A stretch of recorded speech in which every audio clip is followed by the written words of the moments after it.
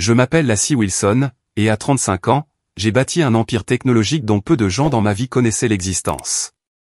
Je retournais en voiture à la maison de mon enfance pour le dîner de Noël, le premier en 7 ans, avec la boule au ventre. Mon père, Harold, a toujours favorisé mes frères, Vincent et Grégory, mais rien ne m'avait préparé à ce qu'il a annoncé au dîner. Quand il a dit que je serais exclu de l'héritage, j'ai simplement hoché la tête et continué à manger. Personne ne se doutait de ce qui allait se passer. Si vous regardez ceci en ce moment, s'il vous plaît, cliquez sur le bouton j'aime, abonnez-vous, et dites-moi dans les commentaires d'où vous regardez pendant que je vous emmène à travers une nuit qui a changé ma famille pour toujours. J'ai grandi à Oak Ridge, une petite ville de l'Ohio où tout le monde se connaissait. Notre maison familiale était une grande demeure de style colonial sur Maple Street, le genre de maison qui laisse supposer aux voisins que vous avez de l'argent. Et c'était le cas, dans une certaine mesure. Mon père, Harold, a bâti une entreprise manufacturière prospère à partir de rien, une chose qu'il ne laissait personne oublier. Dès mes plus lointains souvenirs, il était clair qui comptait le plus dans notre foyer. Mes frères, Vincent et Grégory, ont été préparés à reprendre l'entreprise familiale dès qu'ils ont su marcher. Vincent, de 3 ans mon aîné, était l'analyste doué pour les chiffres. Grégory, de 2 ans mon cadet, avait le charisme et le sens du contact. Et moi? J'étais l'enfant du milieu qui ne correspondait jamais tout à fait à la vision du succès de mon père. Les affaires sont un monde d'hommes, Lassie, disait mon père chaque fois que je montrais de l'intérêt pour l'entreprise. Tu devrais te concentrer sur la recherche d'un bon mari qui puisse subvenir à tes besoins.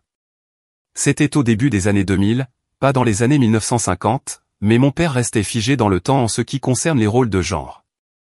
Ma mère, Diane, me lançait des regards compatissants mais ne le contredisait jamais.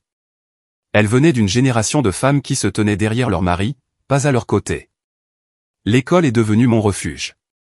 J'excellais sur le plan académique, en particulier en mathématiques et en informatique. Pendant que mes frères assistaient à des matchs de football et à des dîners d'affaires avec mon père, je restais tard dans la salle d'informatique avec Madame Bennett, mon professeur de lycée qui m'a initié au codage. Tu as un don, Lassie, m'a dit Madame Bennett durant ma dernière année de lycée. Le monde change. La technologie est l'avenir, et tu pourrais participer à sa construction. Quand la saison des candidatures universitaires est arrivée, j'ai jeté mon dévolu sur Stanford. Leur programme d'informatique était l'un des meilleurs du pays, et la Silicon Valley était le lieu où l'innovation se produisait. J'ai travaillé sans relâche sur ma candidature, et quand la lettre d'acceptation est arrivée, j'étais folle de joie. Mon père, lui, ne l'était pas à Stanford? En Californie? C'est ridicule. L'entreprise familiale est ici, a-t-il raillé quand je lui ai montré la lettre. D'ailleurs, sais-tu combien cette université est chère? Je le savais. J'avais fait des recherches sur les bourses et les options d'aide financière, mais il y avait toujours un écart important. Quand j'ai postulé pour une bourse cruciale et que j'ai été rejeté, je suis allé voir mon père pour de l'aide. Nous étions dans son bureau à la maison, une pièce dominée par du bois sombre et du cuir qui sentait le cigare. Derrière son grand bureau, il ressemblait à un juge sur le point de prononcer une sentence. Tes frères doivent se concentrer sur des diplômes en commerce pour reprendre l'entreprise, a-t-il expliqué. C'est là que l'argent de la famille doit aller. Ton truc avec l'informatique n'est qu'un passe-temps. Ce n'est pas un passe-temps, papa. C'est ce que je veux faire de ma vie, ai-je insisté. Eh bien, tu devras trouver comment le payer toi-même, a-t-il répondu en se retournant vers ses papiers. La conversation était terminée. Alors, j'ai fait exactement cela. J'ai reporté mon admission d'1 an et j'ai occupé 3 emplois simultanément, serveuse le matin, vendeuse l'après-midi, et comptable pour des entreprises locales le soir. J'ai économisé chaque centime, contracté des prêts, et je suis finalement arrivé à Stanford l'automne suivant. Ces années universitaires ont été brutales. Tandis que d'autres étudiants profitaient pleinement de l'expérience universitaire, je travaillais constamment à des petits boulots pour joindre les deux bouts. Je dormais à peine 4 heures par nuit pendant la semaine des examens. Mais j'ai obtenu mon diplôme avec mention et, plus important encore, avec les compétences et les relations nécessaires pour entrer dans l'industrie de la technologie. Mon premier emploi était dans une petite start-up à San Francisco. Le salaire était modeste, mais l'expérience était inestimable. Je travaillais directement avec les fondateurs, absorbant tout ce que je pouvais sur la création d'une entreprise à partir de zéro. Lorsque cette start-up a été rachetée 2 ans plus tard, j'avais assez d'économies et de connaissances pour commencer à penser à ma propre entreprise. Pendant ce temps, à Oak Ridge, Vincent et Grégory avaient rejoint l'entreprise familiale en tant que cadre. Chaque appel téléphonique avec ma mère incluait des nouvelles de leur réalisation et de la fierté de mon père à leur égard. J'étais heureuse pour mes frères, vraiment, mais le contraste dans la façon dont nos parcours professionnels étaient valorisés était saisissant. Le point de rupture final est survenu lors d'une brève visite à la maison il y a 10 ans. Je venais de lancer ma première entreprise, une plateforme de technologie de la santé qui utilisait l'intelligence artificielle pour améliorer les soins aux patients. Nous n'avions pas encore de revenus, fonctionnant grâce au capital risque, et je travaillais jour et nuit pour la faire réussir. Lors d'un dîner de famille, semblable à celui vers lequel je me dirigeais maintenant, mon père m'avait interrogé sur mon petit projet informatique d'un ton dédaigneux. En fait, nous venons de clôturer notre tour de financement de Série A, avais-je dit, en essayant d'expliquer l'importance de la chose. Série A ? Qu'est-ce que ça veut dire, m'avait interrompu mon père. Les vraies entreprises fabriquent des produits et réalisent des bénéfices, pas des présentations sophistiquées pour des investisseurs. Vincent avait gloussé. Papa a raison, Lassie. Quand vas-tu trouver un vrai travail ? C'est un vrai travail, avais-je rétorqué. La technologie que nous construisons pourrait révolutionner les soins de santé. Eh bien, quand tu auras fini de jouer à l'entrepreneur en Californie et que tu seras prête à revenir à la réalité, il y aura peut-être un poste en comptabilité dans l'entreprise familiale, avait offert mon père, comme s'il me faisait une grande faveur. Je suis parti le lendemain matin sans dire au revoir. Pendant les années qui ont suivi, mon contact avec la famille s'est limité à des appels téléphoniques occasionnels avec ma mère et à des cartes de Noël. Ils savaient que j'étais toujours en Californie, que je travaillais toujours dans la technologie, mais rien de plus. Je n'ai jamais partagé mon succès grandissant, et ils n'ont jamais vraiment demandé de détails. Maintenant, en me garant devant la maison familière dans ma Toyota de location, j'ai pris une profonde inspiration. Ma propre voiture, une Tesla personnalisée, était garée en toute sécurité dans mon garage à San Francisco. Inutile d'arriver dans un véhicule qui coûtait plus cher que la plupart des maisons de ce quartier. J'avais délibérément minimisé tout ce qui concernait mon apparence. Les vêtements de marque avaient été troqués contre un simple pull et un jean.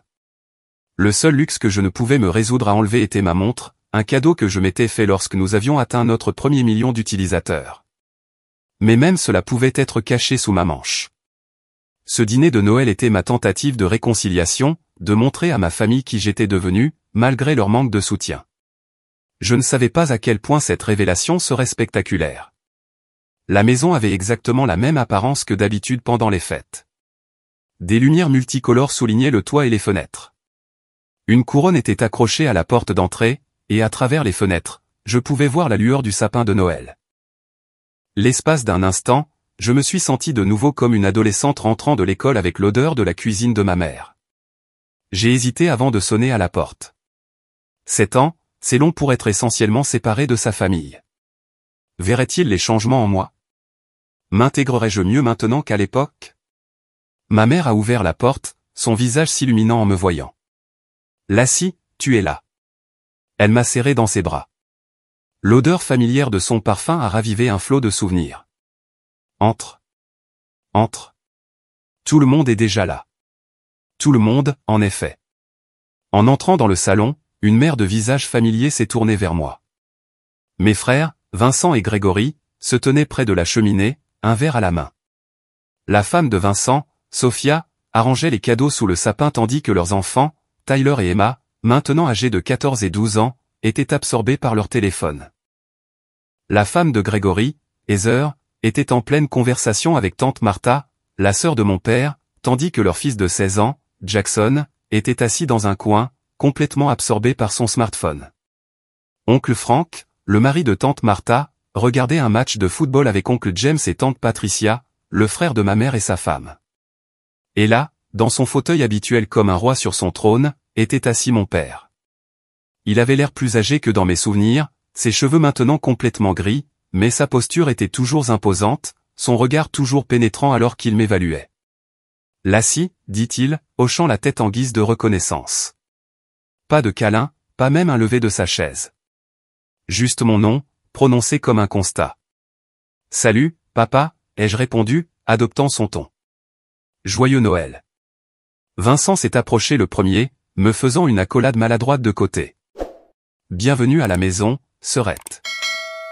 La Californie te traite bien? Oui, ai-je dit simplement. Toujours dans ton truc d'application, a enchaîné Grégory, son sourire n'atteignant pas tout à fait ses yeux.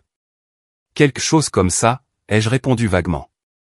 Eh bien, l'entreprise familiale est en plein essor, a continué Vincent.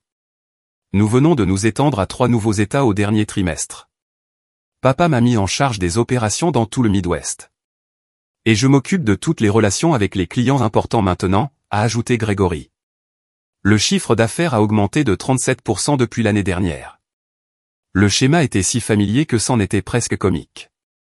Mes frères établissant leur succès, cherchant l'approbation, marquant leur territoire. J'ai simplement souri et offert mes félicitations.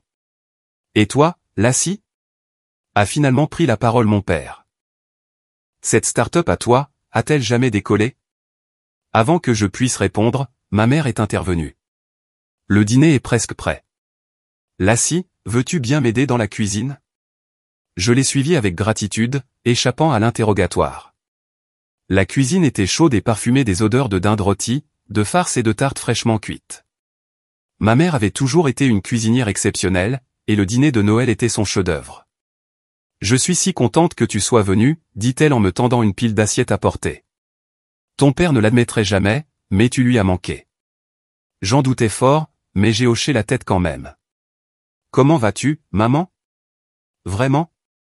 Elle fit une pause, réfléchissant à la question. Oh, tu sais, occupée avec les choses habituelles. Les garçons amènent souvent les petits-enfants. Vincent et Grégory sont à la maison presque tous les jours pour des réunions d'affaires avec ton père. Elle baissa la voix. J'aimerais que tu appelles plus souvent. La culpabilité m'a rongé. Je sais que j'aurais dû. Es-tu heureuse là-bas en Californie? As-tu quelqu'un de spécial? L'inquiétude dans sa voix était sincère, et j'ai ressenti un pincement de regret de l'avoir tenue à une telle distance. Je suis heureuse, maman. Mon travail me tient très occupé, mais j'aime ce que je fais. Pas de relation sérieuse pour le moment, mais ce n'est pas grave. Elle m'a serré le bras. Tant que tu es heureuse, c'est ce qui compte. Si seulement mon père partageait ce sentiment. Le dîner fut servi dans la salle à manger formelle, un espace réservé aux fêtes et aux occasions spéciales. La table était dressée avec la belle porcelaine, les verres en cristal et l'argenterie qui appartenaient à la famille depuis des générations. J'ai pris ma place assignée entre tante Martha et Emma, juste en face de mon père à la tête de la table. Le repas a commencé par la prière de Noël traditionnelle de mon père, remerciant Dieu pour la famille, la prospérité et une autre année d'affaires réussie. J'ai remarqué qu'il n'a fait aucune mention de mon retour. La conversation circulait autour de moi, naviguant prudemment autour de tout sujet potentiellement controversé, la météo, le sport, les activités scolaires des enfants, les ragots de la communauté tout sauf la politique ou les affaires personnelles qui pourraient perturber la façade soigneusement entretenue de l'harmonie familiale. Je me suis concentré sur la conversation avec ma nièce et mon neveu. Emma était maintenant au collège et avait développé un intérêt pour les sciences. Tyler était au lycée, jouait au basket et pensait aux universités. Jackson, le fils de Grégory, levait à peine les yeux de son téléphone, même quand on lui parlait directement. « Qu'est-ce qui t'obsède tant là-dessus » lui a finalement demandé Grégory. « Des recherches » a marmonné Jackson, sans donner plus de détails. « Range-le pendant le dîner » a ordonné Heather, sa mère. Jackson a obéi à contre-cœur, bien que je l'ai surpris à jeter des regards furtifs à son appareil toutes les quelques minutes. « Alors, Lassie » dit tante Martha à côté de moi. Diane me dit que tu as ta propre entreprise maintenant. Que fais-tu exactement? Tous les yeux se sont tournés vers moi, et j'ai senti la pression familière de devoir minimiser mes réalisations pour éviter de faire de l'ombre à mes frères ou de contrarier mon père. J'ai fondé une entreprise de technologie de la santé, ai-je expliqué, en restant simple. Nous développons des logiciels qui aident les hôpitaux et les médecins à fournir de meilleurs soins aux patients. Ça a l'air fascinant, a répondu sincèrement tante Martha. Est-ce que ça marche bien? Je pouvais sentir le regard de mon père s'intensifier. Nous faisons des progrès, ai-je dit diplomatiquement. Vincent a gloussé. Les startups technologiques brûlent l'argent des investisseurs pendant des années avant de réaliser le moindre profit, si jamais elles y parviennent. Pendant ce temps, l'industrie manufacturière continue d'être l'épine dorsale de l'économie américaine. L'entreprise familiale vient d'avoir son meilleur trimestre, a ajouté fièrement mon père. Vos frères l'ont vraiment porté à un niveau supérieur. Et voilà, la redirection vers l'entreprise familiale, vers les réalisations de mes frères, le message clair sur le type de succès qui était valorisé dans cette maison. J'ai aidé ma mère et Sophia à débarrasser les assiettes après le plat principal, reconnaissante de cet échappatoire momentané de la table. Dans la cuisine, Sophia m'a surprise avec une question sincère. C'est comment, vraiment, de diriger sa propre entreprise? Demanda-t-elle doucement. Vincent ne me parle jamais beaucoup du côté des affaires. J'ai hésité, puis j'ai décidé d'être honnête. C'est la chose la plus difficile que j'ai jamais faite. Pression constante, décisions impossibles, nuit blanche. Mais quand on construit quelque chose en quoi on croit, quelque chose qui pourrait réellement aider les gens, ça en vaut la peine. Elle a hoché la tête pensivement. Ça semble plus épanouissant que de simplement continuer quelque chose que quelqu'un d'autre a construit. Avant que je puisse répondre, nous avons été interrompus par ma mère qui annonçait qu'il était temps pour le dessert. Alors que nous retournions à la salle à manger avec les tartes et le café, j'ai remarqué mon père tapant sur son verre avec une cuillère, le signal traditionnel qu'il avait quelque chose d'important à dire. Je ne savais pas que cette annonce allait tout changer. La pièce est devenue silencieuse alors que mon père se tenait à la tête de la table, commandant l'attention comme il l'avait toujours fait. Il portait son pull bleu marine préféré, celui qu'il réservait pour les occasions spéciales, et son expression était sérieuse. Avant de savourer les merveilleux desserts de Diane, j'ai une annonce importante à faire, commença-t-il, sa voix portant le ton autoritaire que je me rappelais de mon enfance. Comme vous le savez tous, Wilson Manufacturing a connu une croissance constante ces dernières années, en grande partie grâce au travail exceptionnel de Vincent et Grégory. Mes frères se sont redressés sur leurs chaises, se prélassant dans les éloges. La femme de Vincent, Sophia, rayonnait de fierté, tandis que la femme de Grégory, Heather, hochait la tête en signe d'accord. Nous avons récemment acquis notre plus grand concurrent dans le Midwest, ce qui a considérablement étendu nos opérations, a poursuivi mon père. Cela signifie que nous sommes maintenant le plus grand fabricant d'équipements industriels dans 5 États, avec des projets d'expansion pour l'année à venir.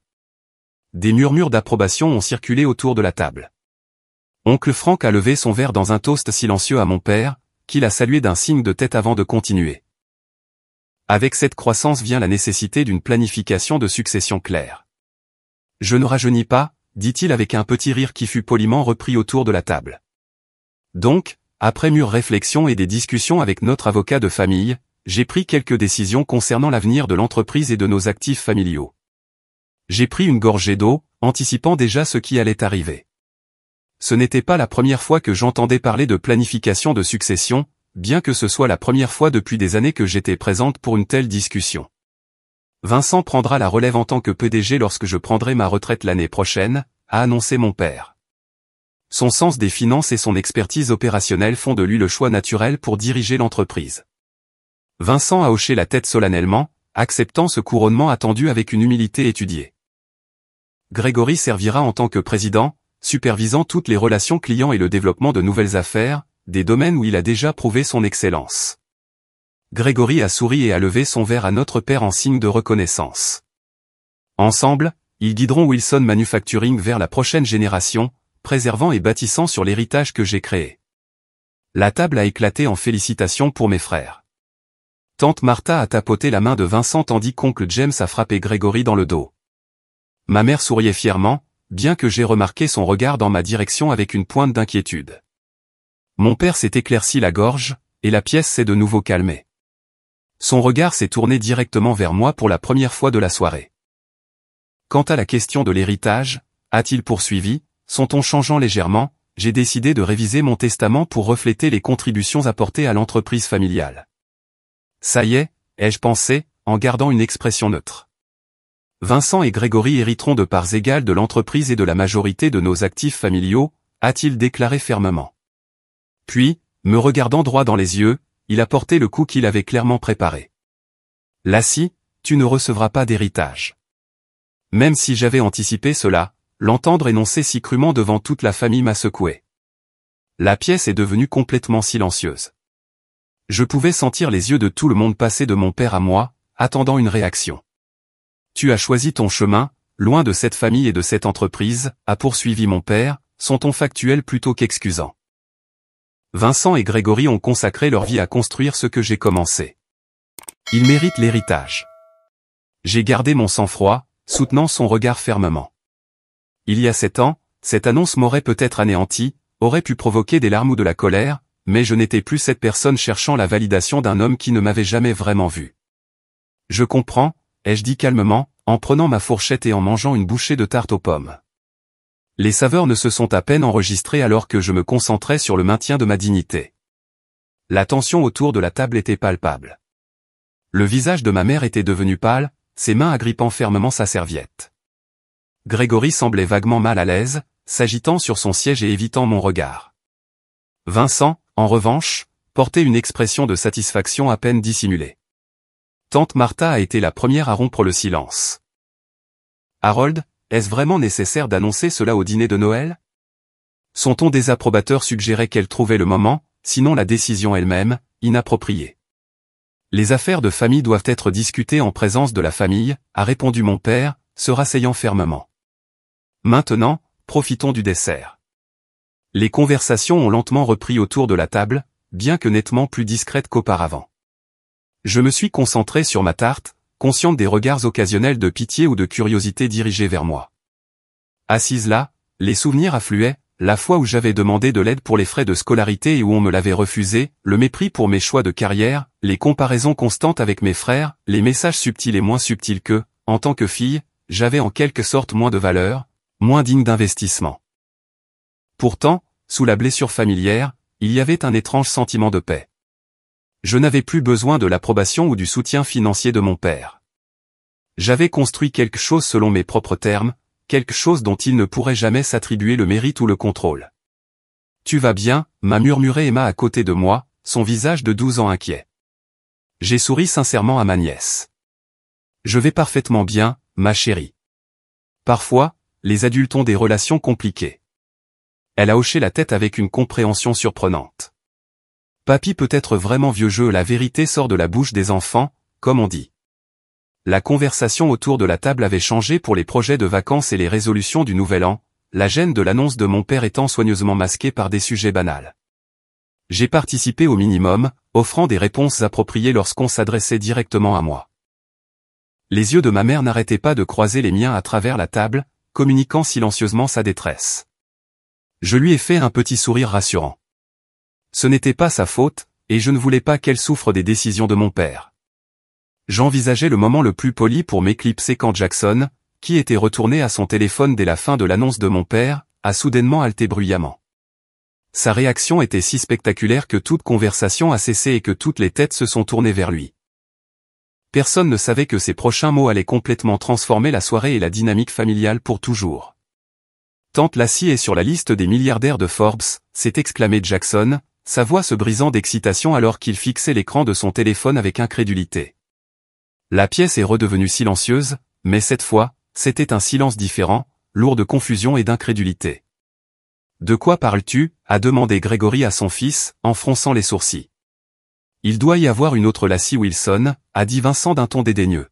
« Forbes vient de publier sa liste annuelle des milliardaires, et il te confond probablement avec quelqu'un d'autre. » Jackson a secoué la tête vigoureusement. « Non, c'est bien elle. Regardez. » Il a tourné son téléphone, montrant l'écran à ceux qui étaient les plus proches de lui. Il y a même sa photo et tout dessus. Mon cœur s'est emballé alors que la prise de conscience se faisait. La liste Forbes avait en effet été publiée ce matin-là. Mon équipe de relations publiques m'avait prévenu que j'y figurerais, malgré mes demandes de confidentialité. L'acquisition de mon entreprise avait été finalisée le mois dernier, et les conditions étaient maintenant publiques. « Laisse-moi voir ça », a exigé mon père, tendant la main pour le téléphone. Jackson s'est levé et a apporté l'appareil à son grand-père. J'ai regardé l'expression de mon père passer du scepticisme au choc. Son visage a pâli visiblement alors qu'il fixait l'écran. « Il est dit que tu vaux 3,2 milliards de dollars, a-t-il dit, sa voix à peine plus haute qu'un murmure en levant les yeux vers moi. Que tu as fondé LTech AI, qui vient d'être racheté par un géant de la technologie. » Tous les yeux se sont tournés vers moi. J'ai pris une profonde inspiration, sachant que le moment de vérité était arrivé plus tôt que prévu. « Oui », ai-je confirmé simplement. « C'est exact. La pièce a éclaté en exclamations et en questions, tout le monde parlant en même temps. 3 milliards de dollars? Tu as vendu ton entreprise. Depuis combien de temps gardes-tu ce secret? Es-tu vraiment milliardaire? J'ai légèrement levé la main et, à ma grande surprise, la table s'est calmée. Peut-être que la richesse commandait le respect, même dans cette famille. J'ai fondé Eltech AI il y a 7 ans, ai-je expliqué calmement. Nous avons développé une plateforme d'intelligence artificielle qui aide les médecins à diagnostiquer des maladies rares et à créer des plans de traitement personnalisés. Le mois dernier, nous avons été rachetés par un géant de la technologie pour une combinaison d'argent et d'actions. Mais pourquoi ne nous as-tu rien dit? A demandé ma mère, sa voix petite et confuse. Je l'ai regardé avec une affection sincère. Je voulais être vu pour qui je suis, pas pour ce que j'ai accompli ou acquis. Quand je suis parti il y a 7 ans, il était clair que mon chemin n'était pas valorisé ou compris par cette famille. J'avais besoin de me prouver que je pouvais réussir selon mes propres termes. Le visage de Vincent avait pris une intéressante teinte de rouge. Donc, pendant tout ce temps, alors que nous pensions que tu luttais avec une petite start-up, tu devenais milliardaire? Ça ne s'est pas fait du jour au lendemain, ai-je précisé. Les 3 premières années ont été incroyablement difficiles. Nous avons failli faire faillite 2 fois. Je vivais dans un minuscule appartement et je réinvestissais tout dans l'entreprise. La percée est arrivée il y a 4 ans, lorsque notre algorithme a correctement diagnostiqué une maladie rare qui avait déconcerté les spécialistes pendant des années. Après cela, les hôpitaux ont commencé à s'inscrire rapidement. Tu aurais pu partager ton succès avec nous, a dit mon père, une note de blessure inhabituelle dans sa voix. J'ai croisé son regard directement. Est-ce que ça aurait changé quelque chose, papa? Tu as clairement indiqué que la seule entreprise que tu respectais était l'entreprise manufacturière familiale. Le seul succès que tu valorisais était celui que Vincent et Grégory ont atteint en suivant tes traces. La vérité inconfortable flottait dans l'air entre nous. La femme de Grégory, Heather, a brisé la tension avec une question pratique. Que fait exactement ton entreprise? En termes simples. J'ai apprécié la redirection et j'ai expliqué plus en détail.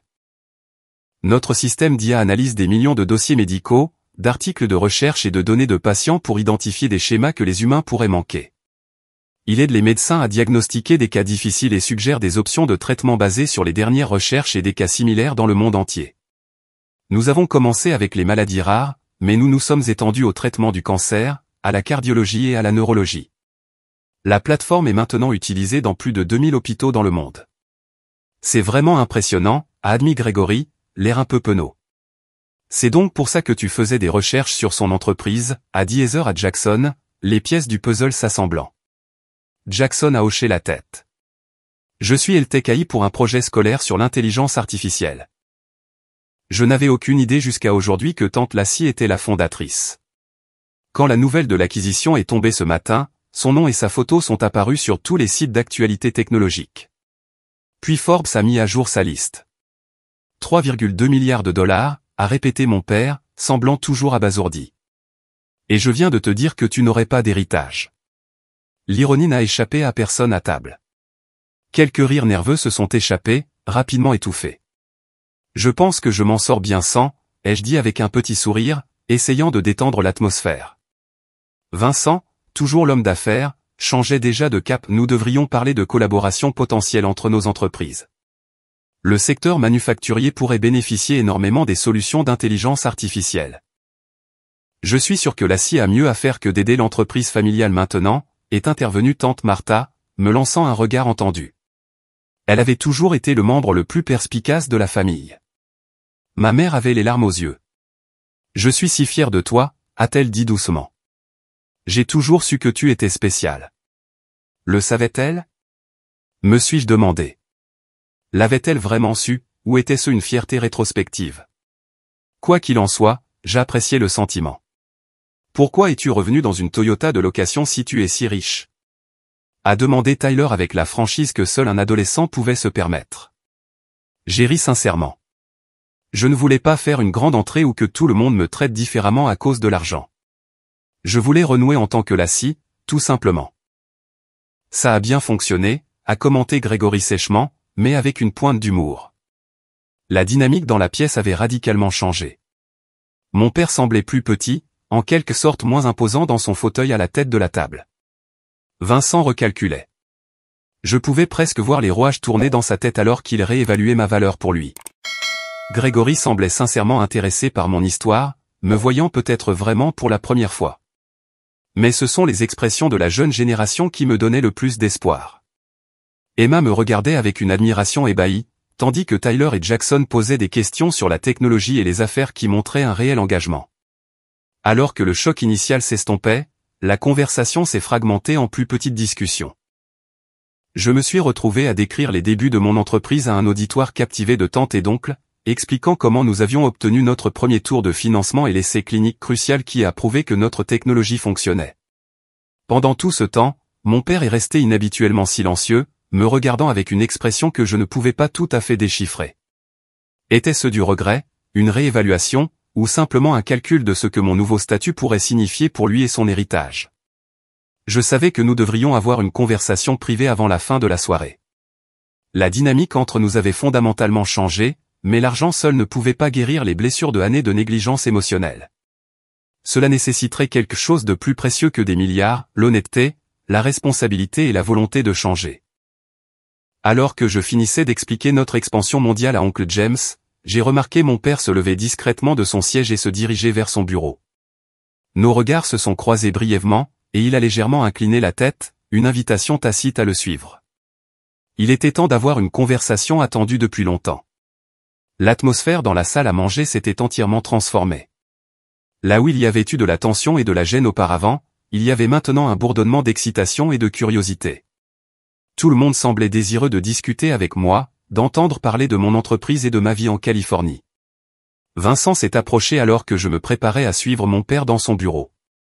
Lassie, nous devrions discuter des opportunités commerciales potentielles, dit-il, sont honnêtement différents de celui de tout à l'heure. Nos processus de fabrication pourraient grandement bénéficier de l'optimisation par l'IA. Peut-être une autre fois, Vincent, ai-je répondu poliment. Je crois que papa veut me parler. Bien sûr, a-t-il hoché la tête rapidement. Mais avant que tu quittes la ville, nous devrions absolument prendre le temps de parler stratégie. J'ai souri sans m'engager et me suis dirigé vers le bureau de mon père, une pièce qui avait autrefois été un territoire interdit à moins d'y être spécifiquement invité. Enfant, être appelé au bureau signifiait généralement que j'avais des ennuis. Aujourd'hui, c'était différent. J'entrais non pas comme une fille cherchant l'approbation, mais comme une égale. Le bureau ressemblait beaucoup à mes souvenirs. Des bibliothèques en noyer foncé tapissaient les murs, remplis de livres sur les affaires et de photos de famille, la plupart mettant en scène les réalisations de mes frères.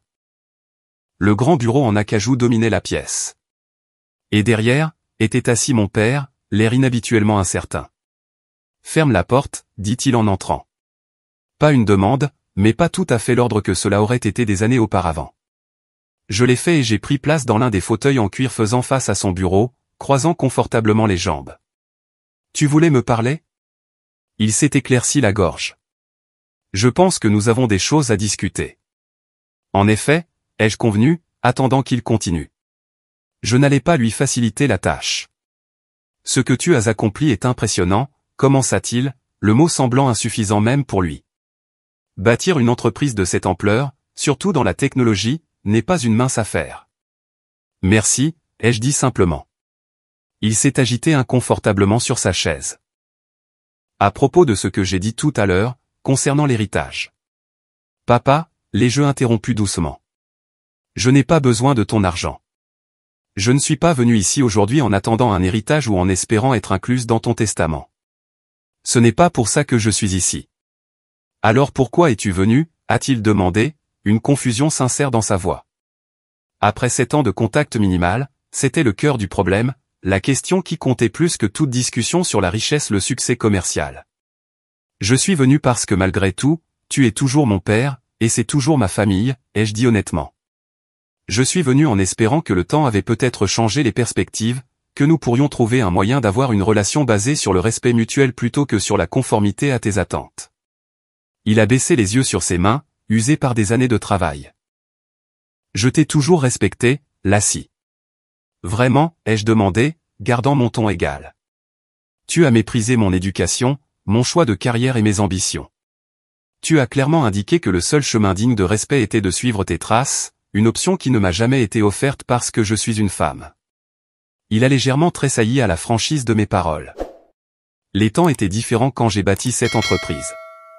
Je voulais te protéger de ce que le succès, l'indépendance, l'opportunité de créer quelque chose de significatif. De l'échec, dit-il fermement. Le monde des affaires est brutal. 9 startups sur 10 échouent. Je ne voulais pas te voir souffrir. Mais ce n'était pas grave si je souffrais de ton manque de soutien, ai-je rétorqué. D'entendre à plusieurs reprises que mes rêves avaient moins de valeur que ceux de mes frères? D'être exclu des discussions sur l'héritage familial? Il n'a pas eu de réponse immédiate à cela. Pour peut-être la première fois dans notre relation, mon père semblait réfléchir sincèrement à ses actions. J'ai bâti mon entreprise sans l'aide de personne, a-t-il finalement dit. J'ai pensé que je devais faire de même, ai-je terminé pour lui. Et je l'ai fait. Mais il y a une différence entre donner à quelqu'un l'espace pour réussir de manière indépendante et rejeter activement son potentiel. Nous sommes restés assis en silence un moment, le poids de décennies d'incompréhension entre nous. Je suis fier de ce que tu as accompli, a-t-il dit finalement. J'aurais dû le dire plus tôt. Merci, ai-je répondu, reconnaissant à quel point ces mots étaient difficiles pour lui. Mais il ne s'agit pas seulement de mon succès commercial, papa. Si j'avais bâti une entreprise modestement prospère valant quelques millions au lieu de milliards, aurions-nous cette conversation? Serais-tu toujours en train de reconsidérer ta perspective? Son silence était une réponse suffisante. C'est ça le problème, ai-je poursuivi doucement. Ton respect et ton approbation ont toujours été conditionnels au succès tel que tu le définis. Ce n'est pas comme ça qu'une famille devrait fonctionner. Mon père avait l'air plus vieux à ce moment-là que je ne l'avais jamais vu. Je ne sais pas comment réparer ça, a-t-il admis, une reconnaissance de faillibilité sans précédent. Moi non plus, pas entièrement, ai-je dit honnêtement. Mais reconnaître qu'il y a quelque chose à réparer est un début. Je ne m'attends pas à ce que des décennies de schémas changent du jour au lendemain. Je ne suis même pas sûr qu'ils puissent changer complètement. Mais j'aimerais essayer de construire un autre type de relation à l'avenir. À quoi cela ressemblerait-il, a-t-il demandé, et j'ai été frappé par la curiosité sincère de son ton. Cela commencerait par me voir pour qui je suis, pas pour qui tu t'attendais à ce que je sois, ai-je expliqué. Cela impliquerait de montrer de l'intérêt pour mon travail parce que c'est important pour moi, pas à cause de sa valeur monétaire. Cela signifierait reconnaître qu'il existe de nombreux chemins valables vers une vie pleine de sens, pas seulement celui que tu as choisi. Il a hoché la tête lentement. Je peux essayer de faire ça. C'est tout ce que je demande, ai-je dit. Essaie simplement. Et j'essaierai aussi. Assis là, dans son bureau, j'ai réalisé quelque chose d'important. J'étais venu à ce dîner en cherchant une forme de réconciliation, mais je m'attendais à ce que ce soit selon mes termes, validé par mon succès. De cette façon, j'étais peut-être plus comme mon père que je ne voulais l'admettre, cherchant à prouver ma valeur par l'accomplissement plutôt que par la connexion. Il y a autre chose que je devrais te dire, ai-je dit après un moment. J'ai créé un fonds de bourse d'études à mon ancien lycée au nom de Madame Bennett. Il offre les frais de scolarité complets à de jeunes femmes poursuivant des diplômes dans les domaines d'estime. Mon père a semblé surpris. C'est généreux. C'est personnel, ai-je corrigé doucement.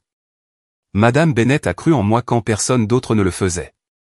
Je veux que d'autres filles aient ce soutien, qu'elles l'obtiennent à la maison ou non. L'implication était claire mais non accusatrice. Mon père a hoché la tête, comprenant le message. Je devrais retourner avec les autres, ai-je dit en me levant. Mais je suis contente que nous ayons eu cette discussion. Alors que j'atteignais la porte, mon père a appelé mon nom. Je me suis retourné pour le voir debout lui aussi, l'air quelque peu incertain. Je suis désolé, Lassie, a-t-il dit, les mots clairement inhabituels sur sa langue. De ne pas avoir vu ton potentiel, de t'avoir fait sentir moins valorisé que tes frères. Tu méritais mieux. Les excuses étaient imparfaites, peut-être trop peu et certainement trop tard, mais elles étaient sincères. Et à ce moment-là, c'était suffisant pour ouvrir une porte qui était restée fermée bien trop longtemps. Merci, papa, ai-je dit simplement et je suis parti rejoindre le rassemblement familial, me sentant plus légère que je ne l'avais été depuis des années. Quand je suis retourné dans le salon, la dynamique avait radicalement changé. De petits groupes s'étaient formés dans tout l'espace, les conversations s'écoulant plus naturellement que pendant le dîner guindé.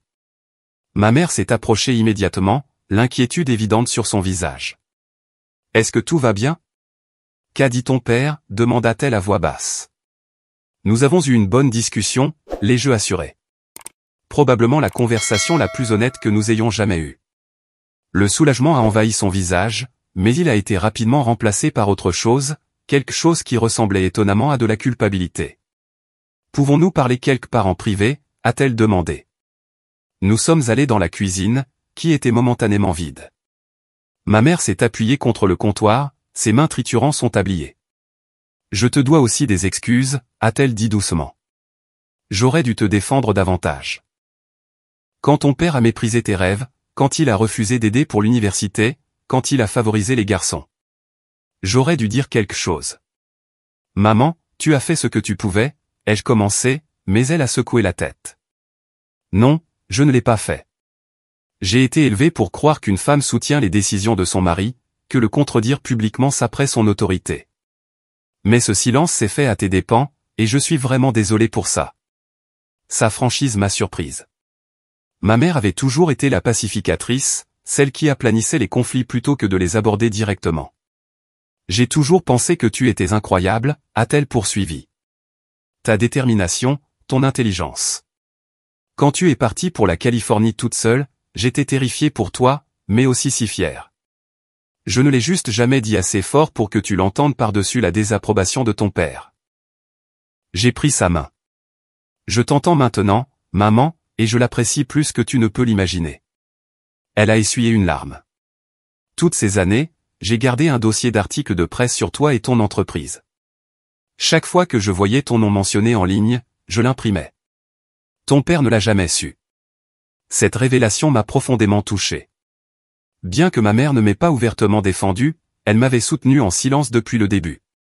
J'adorerais voir ce dossier un jour, ai-je dit en lui faisant un câlin. Alors que nous retournions dans le salon, Grégory s'est approché, l'air inhabituellement humble. Tu as une minute ? A-t-il demandé, faisant un geste vers le porche arrière. Dehors, l'air froid de décembre était rafraîchissant après l'intensité émotionnelle de la soirée.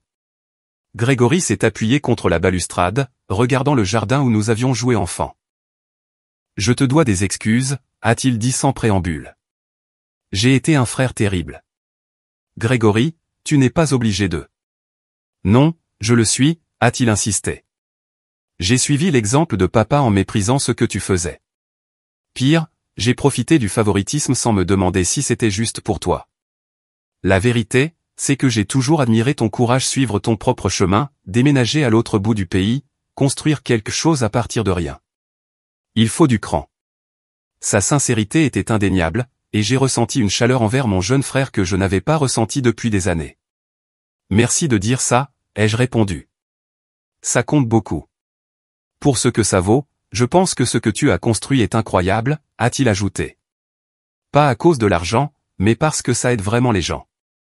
Nos gadgets ne font que rester dans les usines. Ta technologie sauve des vies.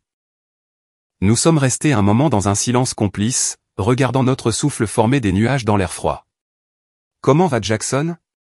Ai-je demandé, changeant de sujet. Il semble assez intéressé par la technologie. Grégory a souri fièrement. Il est brillant avec les ordinateurs. Il tient de sa tante, apparemment. Il parle de se spécialiser en informatique, mais je ne savais pas comment le guider. Peut-être que tu pourrais. Je serais heureuse de parler avec lui, ai-je offert. L'aider à explorer les options, peut-être organiser des opportunités de stage s'il est intéressé. Ce serait incroyable, a dit Grégory avec gratitude.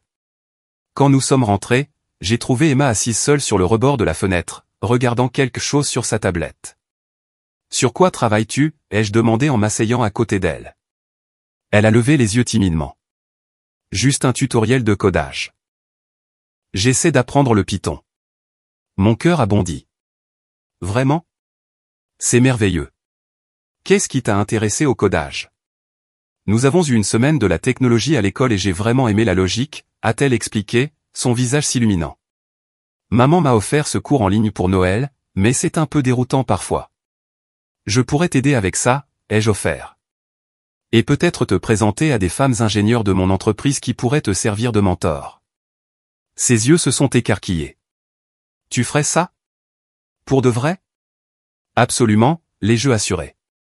En fait, mon entreprise organise un programme d'été pour les lycéens intéressés par la technologie. Tu serais éligible dans quelques années. L'excitation sur son visage me rappelait moi-même à son âge, découvrant le monde des possibilités que la technologie représentait. Au fil de la soirée, je me suis retrouvé engagé dans une série de conversations significatives qui auraient été inimaginables quelques heures auparavant.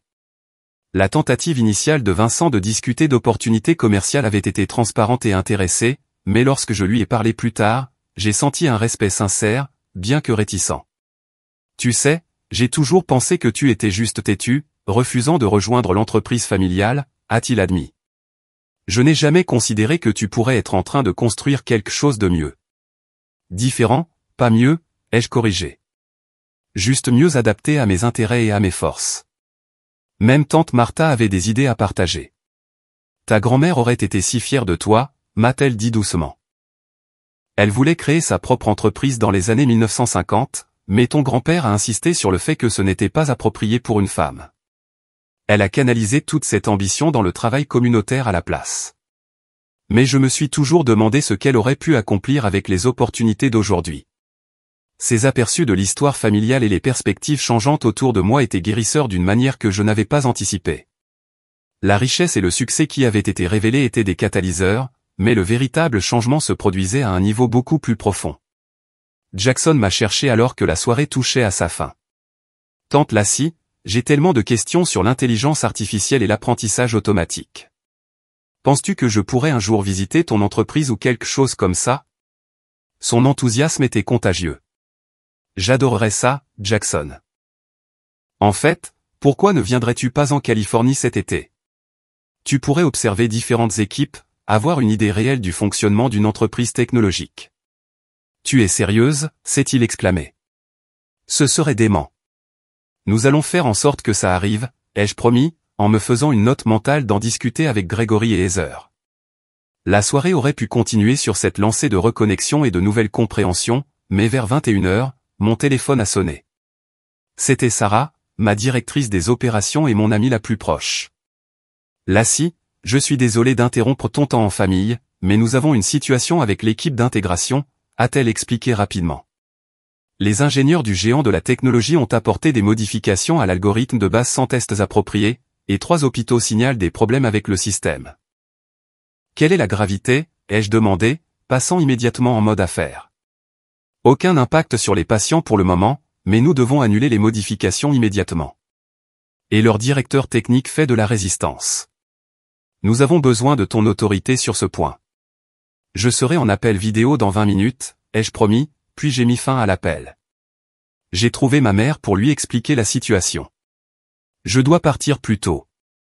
Il y a une urgence au travail qui nécessite mon attention.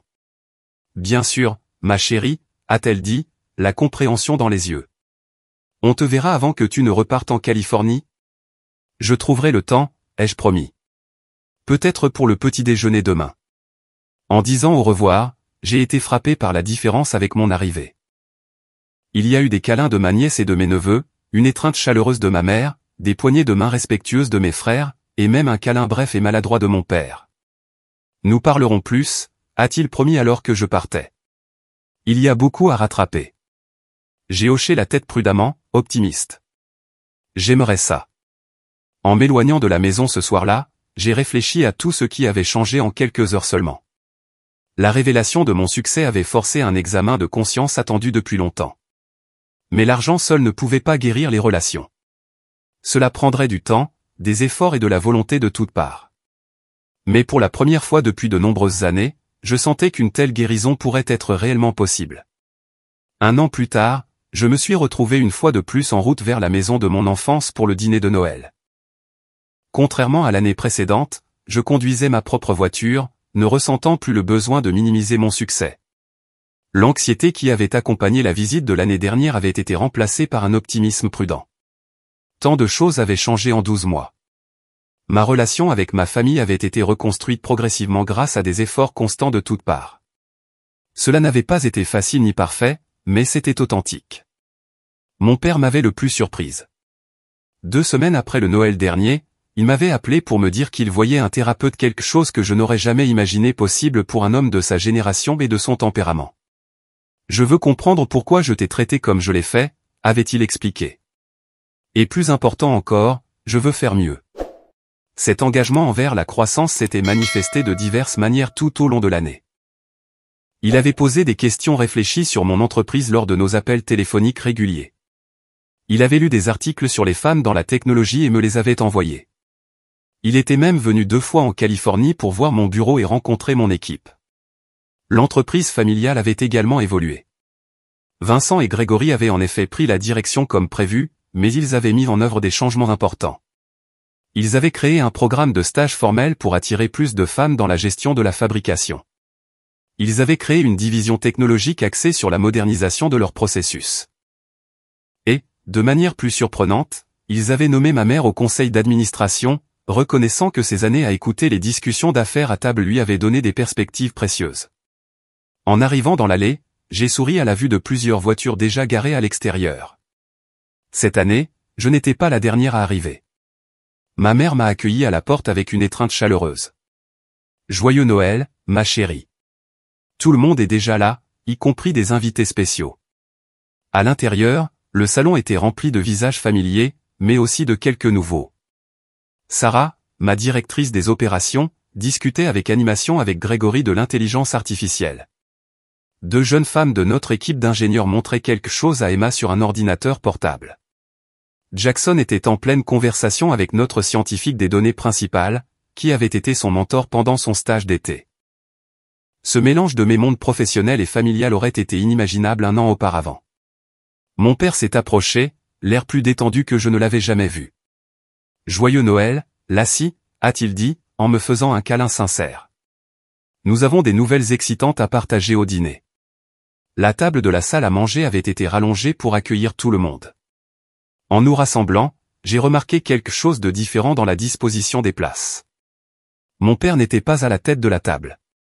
Au lieu de cela, lui et ma mère étaient assis côte à côte au milieu, changeant symboliquement la dynamique de pouvoir qui avait défini notre famille pendant des décennies. Pendant que nous savourions le repas, la conversation s'écoulait naturellement entre des sujets allant des affaires à la technologie en passant par les nouvelles personnelles. Les frontières rigides qui avaient autrefois séparé les discussions acceptables à table des sujets tabous s'étaient dissoutes. Après le plat principal, mon père s'est levé pour faire une annonce, tout comme l'année précédente, mais son attitude était entièrement différente. Je veux partager quelques nouvelles concernant Wilson Manufacturing, a-t-il commencé. Comme vous le savez, Vincent et Grégory ont dirigé l'entreprise depuis 1 an, et ils ont fait un travail exceptionnel. Mes frères ont hoché la tête avec reconnaissance. Mais ils m'ont aussi montré que ma vision de l'entreprise était trop limitée. Aujourd'hui, je suis fier d'annoncer la création du fonds d'innovation Wilson, dédié à soutenir les femmes entrepreneurs dans la technologie et la fabrication. Des murmures surpris ont circulé autour de la table.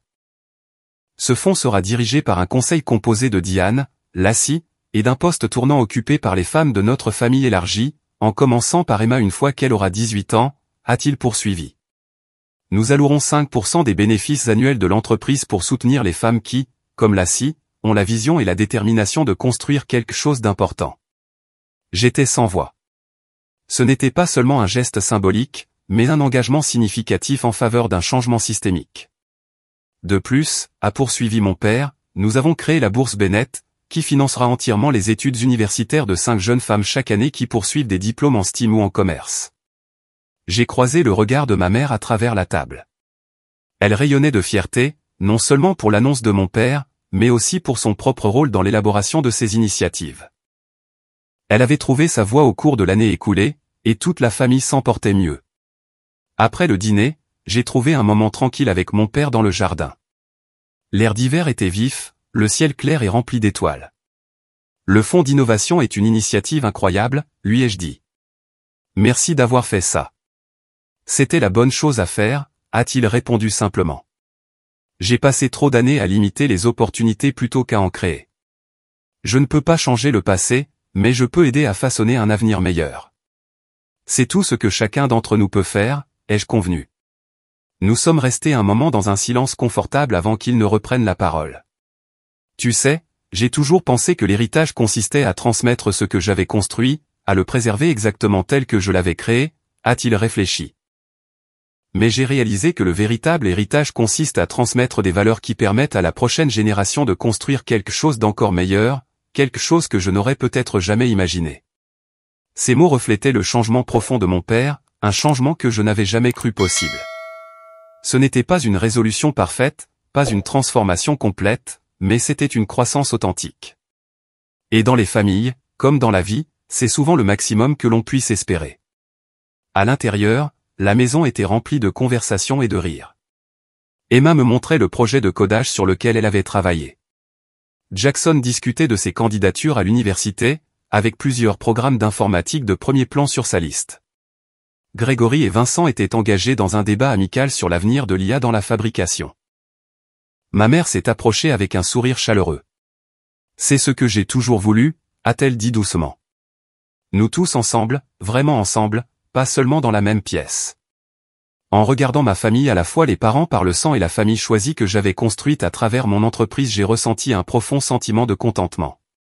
Le voyage avait été difficile, rempli de douleur et d'incompréhension, mais aussi de croissance et de guérison finale.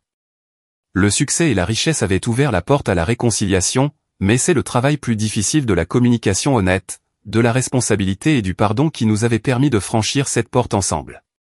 En fin de compte, ma valeur n'avait jamais été liée aux chiffres sur la liste Forbes.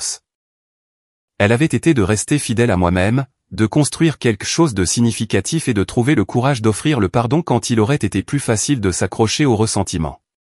Ce soir-là, alors que nous nous réunissions pour une photo de famille, j'ai réalisé que la véritable mesure de la richesse n'est pas ce que l'on accumule, mais ce que l'on construit ensemble avec ceux que l'on aime. Si vous regardez ceci et que vous avez connu des dynamiques familiales où votre valeur a été remise en question ou votre chemin méprisé, j'espère que mon histoire vous apportera un certain réconfort. Rappelez-vous que la validation vient finalement de l'intérieur, pas de l'approbation des autres. Votre chemin peut ne pas être compris par vos proches, mais cela ne le rend pas moins précieux ou digne d'être poursuivi. Avez-vous déjà eu à faire vos preuves auprès de membres de votre famille qui doutaient de vous ou avez-vous trouvé la réconciliation après des années d'incompréhension ? Partagez vos expériences dans les commentaires ci-dessous. Et si cette histoire a résonné en vous, s'il vous plaît, aimez, abonnez-vous et partagez-la avec quelqu'un qui pourrait avoir besoin d'entendre que son chemin non conventionnel peut mener à la fois au succès et à la guérison. Merci de m'avoir écouté, et souvenez-vous, parfois le plus grand cadeau que nous puissions nous faire est le courage de forger notre propre chemin, même quand les autres ne peuvent pas voir où il mène.